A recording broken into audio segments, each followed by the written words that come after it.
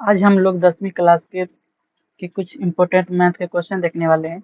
जैसे पहला सवाल है, सबसे छोटी भाज्य संख्या और सबसे छोटी अभाज्य संख्या का गुणनफल कितना होता है? तो यह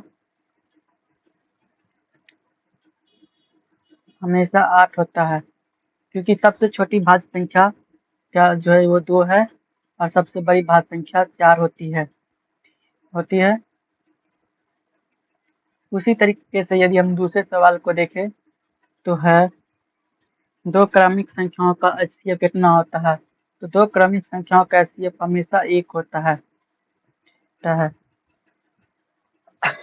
26 और 91 का मौसा देखा जाए तो कितना होगा? तो 26 और 91 में देखेंगे तो मात्र 13 ऐसी एक संख्या है जो दोनों में कॉमन आता है। ठीक। और इसी तरीके से यदि पी और क्यू दो अभाज्य संख्या है तो उनका मौसा कितना होगा? तो हमेशा अभाज्य संख्याओं का मौसा, चाहे कोई भी संख्या हो, हमेशा वो एक ही आता है। ठीक। निम्नलिखित में से किसका दशमलव प्रसार शांत है?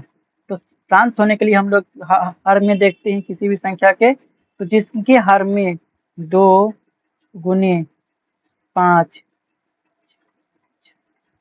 यानी कि 2 का पावर n गुने 2 का पावर m का गुणनफल होता है, तो वही का शांत होता है।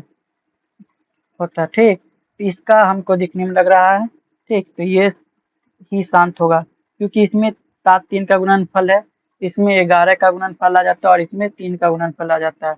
और दूसरे सवाल पे देखें तो यह जो बहुपद है इसके घात कितनी होंगे? ठीक। इसको निकालने के लिए घात हमेशा तो सबसे बड़ी संख्या x पे जो सबसे बड़ा भाग होगा उसी का होगा, यानी कि x पे सबसे ज्यादा पावर कितना है? 4 है, तो इसका कितना होगा? 4 हो जाएगा।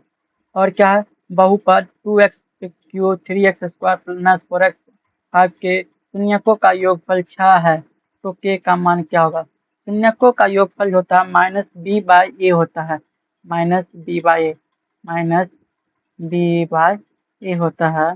ठीक। यदि हम देखा कि तो इसके भी का मान हो जाता है। ठीक। माइनस में 3 के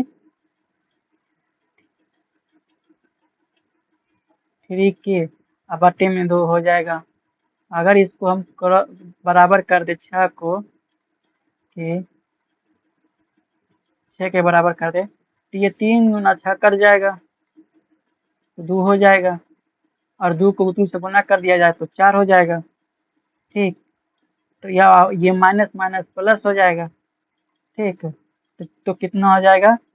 इसका मान 4 आ जाएगा। कितना आएगा? 4। के का मान 4 आ जाएगा। द्विघात बहुपद क्या होंगे जिनके शून्य 3 और 5 है? 3 के लिए क्या आ जाएगा? तो इसके लिए कहता है दोनों को पहले योगफल निकालते, 3 5 क्या हो जाएगा? 5 3 8, 8 माइनस वाला और प्लस वाला 15, जो भी होगा वही हो जाएगा। इसका बहुपद ये हो जाएगा। यदि अल्फा और बीटा बहुपद इतना इतना के शून्य को, तो अल्फा प्लस 1/अल्फा प्लस 1/बीटा क्या होगा? तो सबसे इसका पहले करेंगे तो इसका एलसीएम लेंगे तो अल्फा इंटू बीटा आएगा, अल्फा इंटू बीटा नीचे बटे में, और ऊपर में अल्फा प्लस बीटा आ जाता है, alpha plus beta plus beta आ जाता है। अल्फा प्लस बीटा क्या होता है? -b/a, तो अल्फा प्लस बीटा का मान हो जाएगा -1, और अल्फा इंटू बीटा का मान होता है c/a, तो c/a क्या हो जाएगा? +1, और -1/+1 करेंगे तो इसका मान हमेशा एक आए, माइनस में एक आएगा, ये क्या हो जाएगा? -1। और देखें तो बहुपद 2x² प्लस 3x प्लस 1 को x प्लस 2 से भाग देने पर शेषफल क्या बचेगा? तो भागफल जब शेष दिया जाता है तो उसको देने का तरीका यही होता है, इधर x प्लस 2 कर दिया जाए और इधर 2x² प्लस 3x प्लस 1 जब करें तो क्या होगा? तो सबसे पहले x से 2x² है तो 2x से लगा देंगे, तो 2x से जब लगा देंगे इसको तो कितना आ जाएगा, 2x स्क्वायर आ जाएगा, 2x स्क्वायर। और फिर ये क्या आ जाएगा, तो 2 है तो 2x हो जाएगा, 2 2 4x हो जाएगा प्लस में 4x। यदि आप इसको इन करें तो ये माइनस हो जाएगा, ये p माइनस हो जाएगा, ये कट जाएगा।